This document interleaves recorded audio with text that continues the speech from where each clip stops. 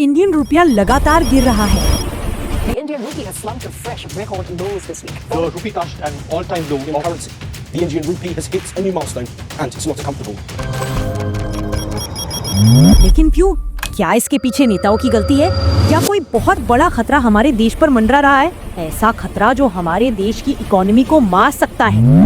आज $1 की कीमत 90 इंडियन रुपया के पार हो चुका है। पेट्रोल, डीजल, आटा, दाल, चीनी, दूध, ये डेली यूज के सामान को भी हमें ज्यादा पैसे देकर खरीदना पड़ेगा। मतलब महंगाई। आखिर क्यों हमारे देश की करेंसी तेजी से गिर रही है और हम बस देख रहे हैं?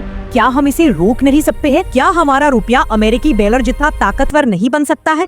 ये समझने के लिए आपको ये जानना पड़ेगा कि आखिर रुपया गिरता क्यों है। दुनिया में ज्यादातर इंटरनेशनल ट्रेड, लोन्स और ऑयल डील्स डॉलर में होते हैं। अगर अकेले भारत की बात करें तो 2024-25 में भारत ने 242.4 मिलियन टन कच्चा तेल इंपोर्ट किया। भारत में खुद पैदा होने वाला तेल खर्च का सिर्फ छोटा हिस्सा पूरा करता है।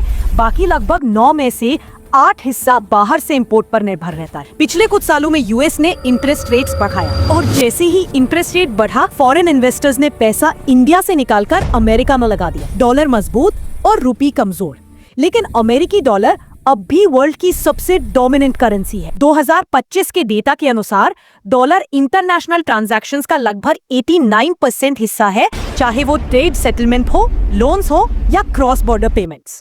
इसका मतलब ये है कि लगभग हर दूसरी इंटरनेशनल ट्रेड डील डॉलर में प्राइस और सेटलमेंट होती है।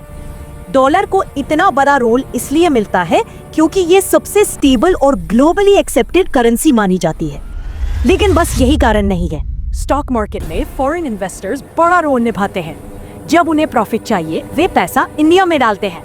लेकिन किसी भी ग्लोबल क्राइसिस, वॉर टेंशन या यूएस इंटरेस्ट रेट बढ़ते ही वे रातों रात पैसा निकालना शुरू कर देते हैं। इंडिया से डॉलर निकलता है, रुपी गिरता है। लेकिन डॉलर ही क्यों? Russia Ukraine war, middle east tension, China slow down fear, ये सब डॉलर को सेफ करेंसी बना देते हैं।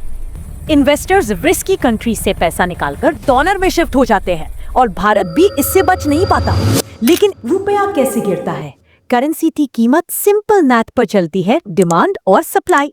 अगर इंडिया को ज्यादा डॉलर्स चाहिए तो मार्केट में रुपी बेचकर डॉलर खरीदा जाता है।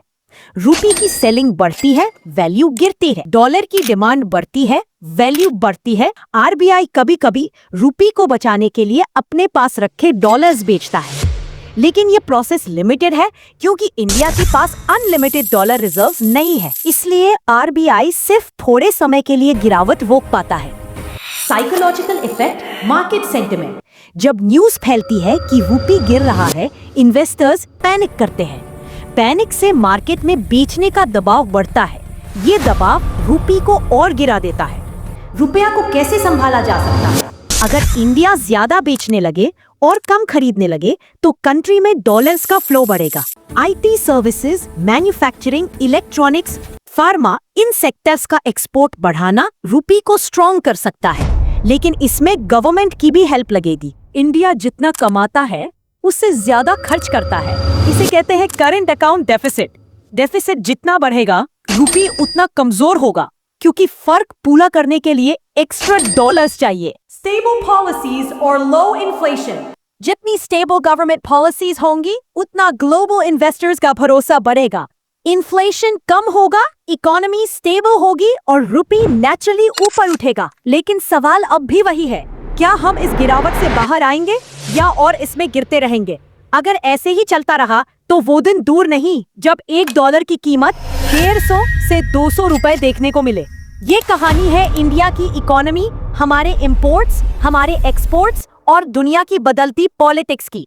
सवाल ये नहीं कि रुपी क्यों गिरा, सवाल ये है हम इसे कब और कैसे संभालेंगे, क्योंकि रुपी सिर्फ कागज नहीं, ये देश की ताकत है और ये हमारी पावर को कम कर रहा है। सब्सक्राइब।